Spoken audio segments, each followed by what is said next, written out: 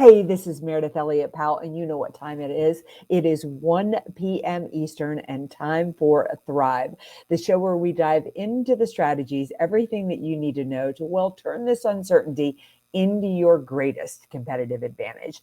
I've got a great guest, an incredible friend with a dynamic new book. And we're going to talk about probably one of the most important, one of the only things that you can control in an uncertain marketplace. And that is, how do you build a powerful team around you? It is Joey Havens, CEO of an incredible organization. So Joey, welcome to the show.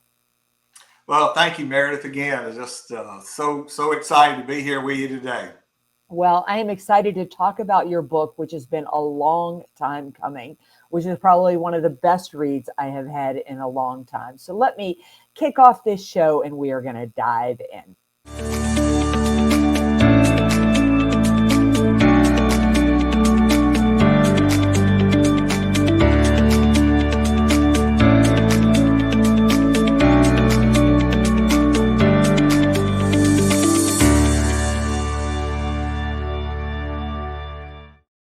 All right. Again, welcome back to Thrive, the show where we dive into the strategies, discuss everything that you need to know to, well, turn uncertainty into your greatest competitive advantage. Today, we are talking to Joey Havens. And Joey, I was just trying to figure out, how long ago did we meet? How many years ago do you think that is? Gosh, Meredith, that would be the year we were in New Orleans for our retreat. Um, is that 15 or Yeah. 2016? Could have been something like that. So we're closing in on maybe 8 to 10 years.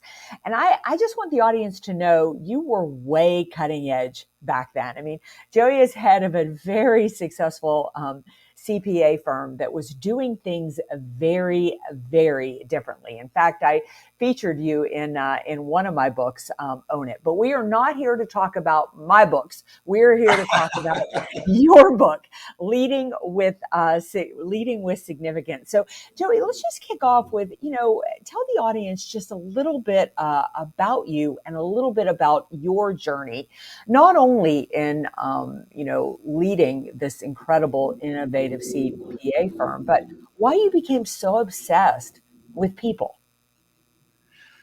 Well, let me start with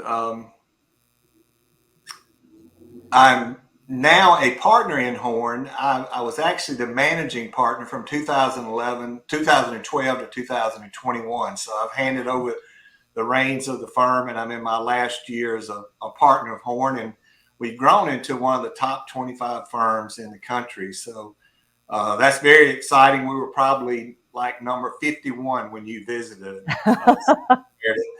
And all of that growth has been organic, and it's all been around our investment in people and our willingness to trust in the good in people. And so, I grew up in North Mississippi, wonderful Christian parents.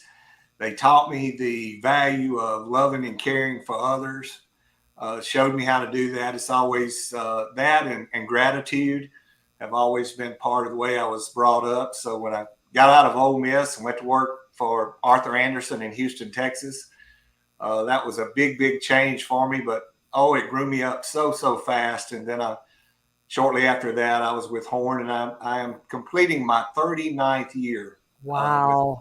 LLP. And as I in this last season, I really want to continue to give back. And quite frankly, God wouldn't let me sleep until I wrote this book, Leading with Significance, which is about Horn's journey, but it's really much more than that. It's really a deep dive into the emotions that are there when you try to build a people first culture and what people are wanting. So I'm a grandparent. We have 4 kids and 8 grandkids. Yes, just this recently we had a baptism of our number 8 Porter James Cross, and so we're very excited about that. And live in Ridgeland, Mississippi. Well, that is a strong name for a little baby.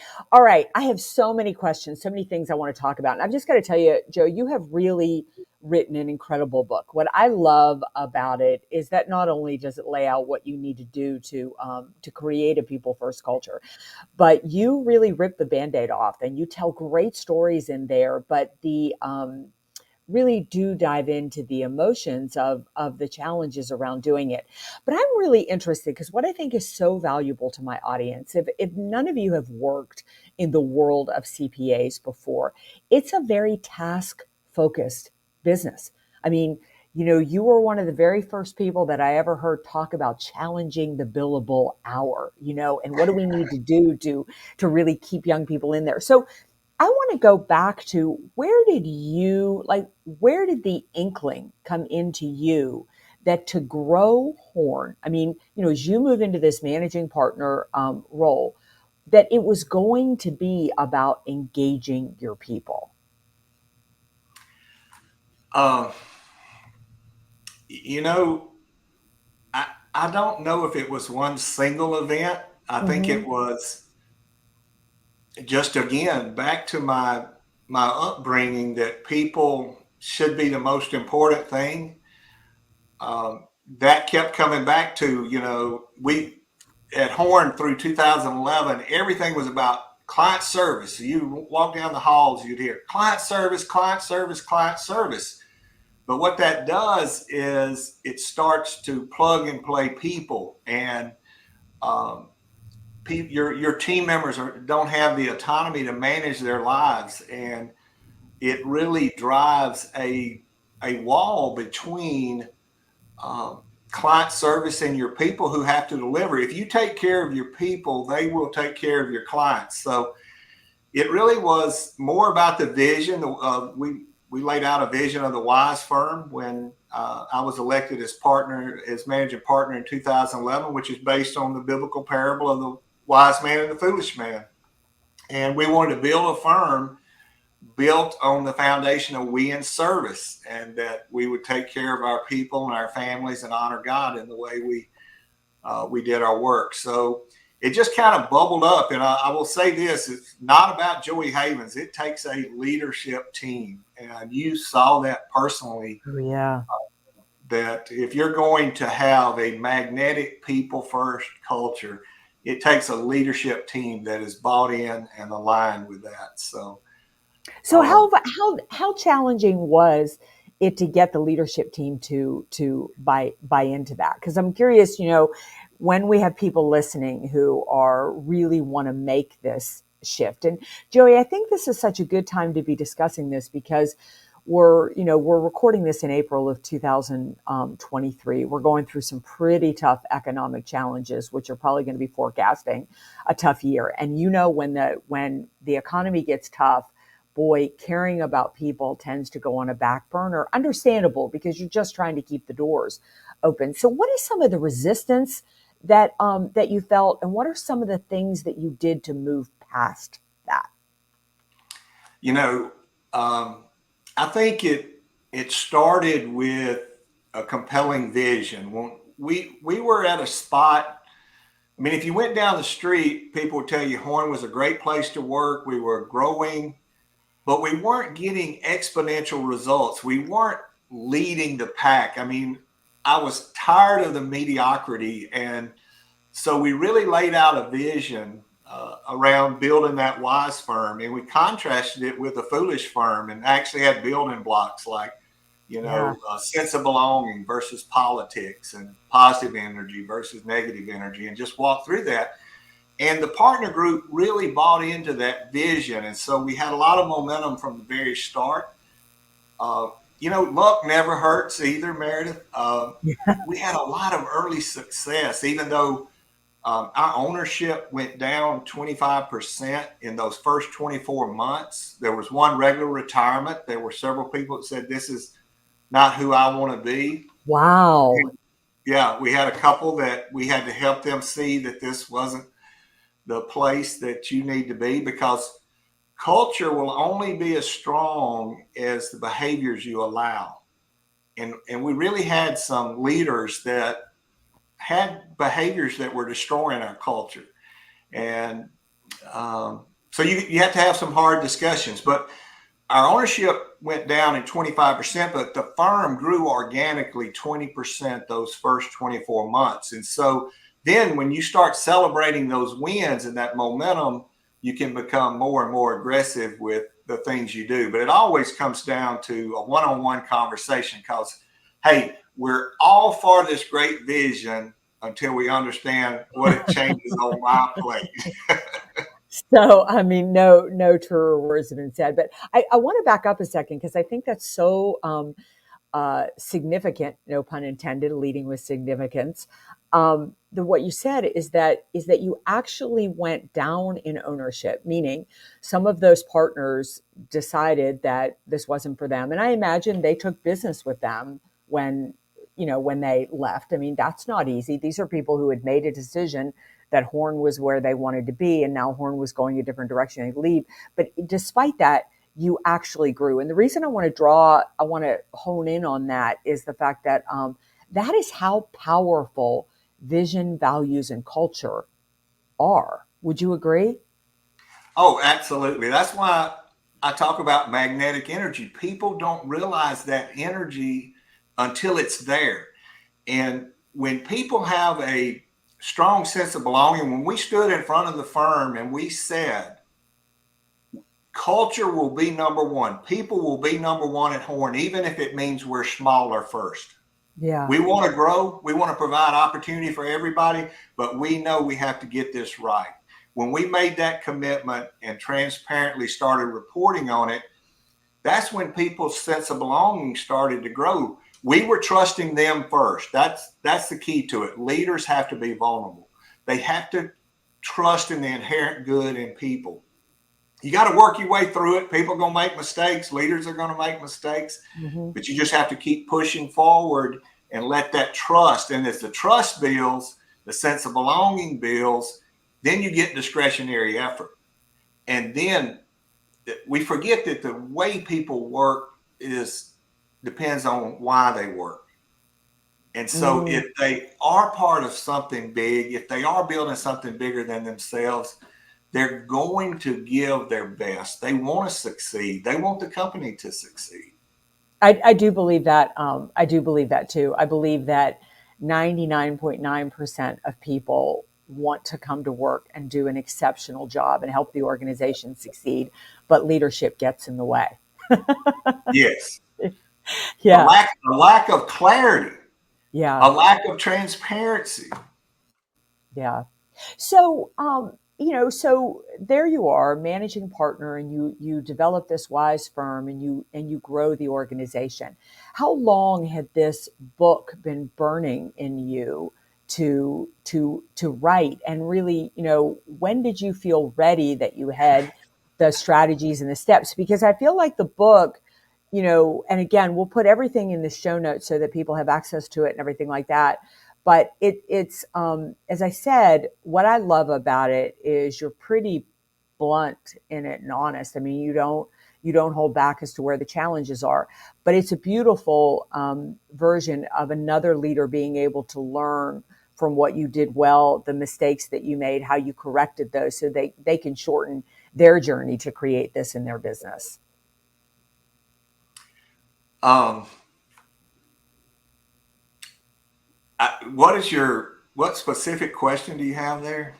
Yeah. So specifically, I want to know how long had the book been burning in you, Yeah, yeah. and when did when did you, how long did it take to create? When did you feel ready to write it? When did you really feel like you? I guess I keep asking a lot of questions. When you had sort of crossed the bridge to be able to going, okay, I feel like.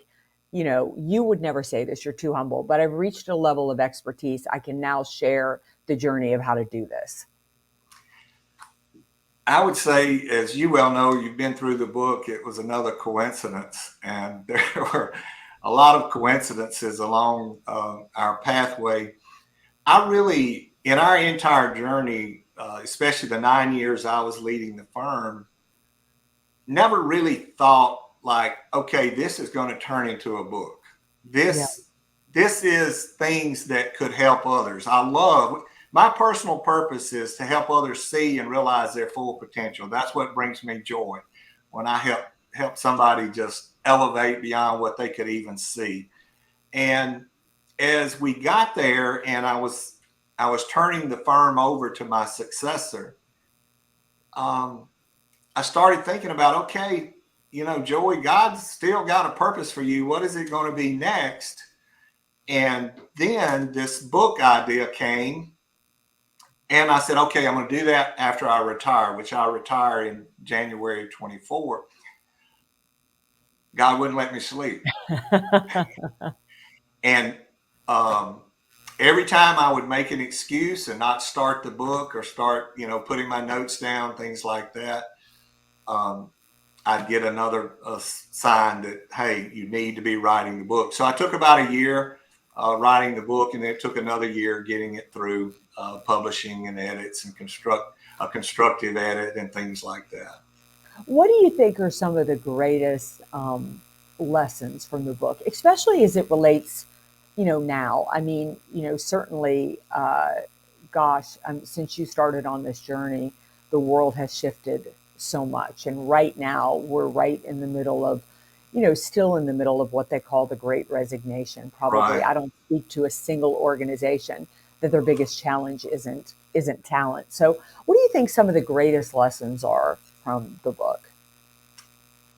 I think, especially for your audience, and thinking about how do you turn uncertainty into a competitive advantage, thrive. I love your messaging. And Thanks. see, that's one thing about uncertainty. It brings more opportunity than anything. Yes. And I think the lessons are that if you get the people part right, you'll have enough innovation and creativity that you'll be a first mover over and over again. Hmm. The, another big insight is that you don't have to get it perfect. It doesn't, so many times we hold back changing things and doing things, and we want it to be 100% right. Well, in building culture and dealing with people, I promise you, you've got to get it 80% built and let it take off, and Yeah. then work on it. It's actually something, thinking about your mission about thriving in this uncertainty. One of the things I talk to leaders about is you have to experiment more today. We live in an exponential world. Business grew up with mostly incremental change. Hmm. We're in an exponential world today. So you have to experiment more. And that's the other thing I think about. Everybody's journey in building that culture will be unique to them and to their leadership team, but you've got to experiment. Where do you think where do you think is the most important, after you develop a compelling vision? I would imagine that's the foundation of starting down this journey. And correct me if I'm not right about that. But then, what are some of the things that you need to do to get the people part right? I love the fact that we say get the people part right. What an easy thing. What a simple thing to say. That is not an easy thing to do. So, where do you need to start with that? I think the thing that people, especially leadership, struggle the most, and when I do a presentation on the book, this is where I start, is you can have a compelling vision, but you also have to embrace the ugly reality of Mm. where you are. And I talk about good culture is not good enough. Everybody we ask, like I interview people all the time now, and I say, rate your culture from 1 to 10 and give them a scale, with good starting at 7 and very good at 8 and then exceptional and then magnetic at 10. Well, nearly 90% of leaders say their culture is good or better. Mm. So if 90% of us have great culture, why is everybody quitting? Right, right. Why is everybody burnt out? Yeah.